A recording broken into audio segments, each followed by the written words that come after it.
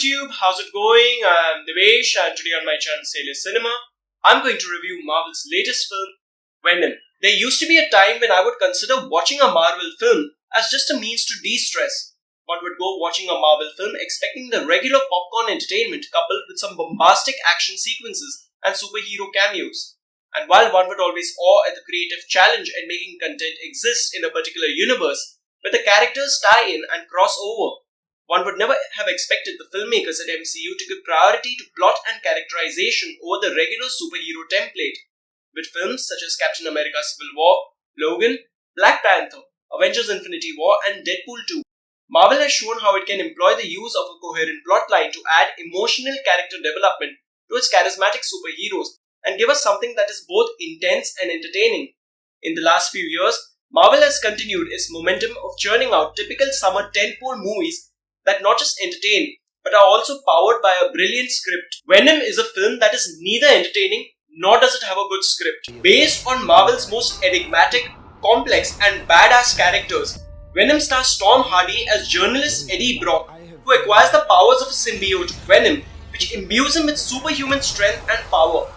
Twisted, dark and fueled by rage, he tries to take down Carlton Drake, played by Riz Ahmed, the notorious and brilliant founder of the Life Foundation. Oh, and did I mention, he also has a biting of heads issue. We will eat both your arms and then both of your legs, and then we will eat your face right off your head.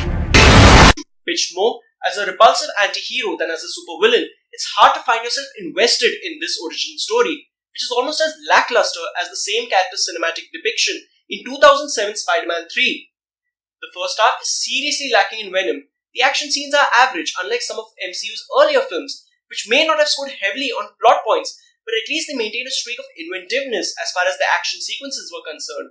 What you instead get over here are a few cars exploding, people running, a bike chase scene, and the usual CGI capo blam boom that is more likely to give the audience an epileptic seizure.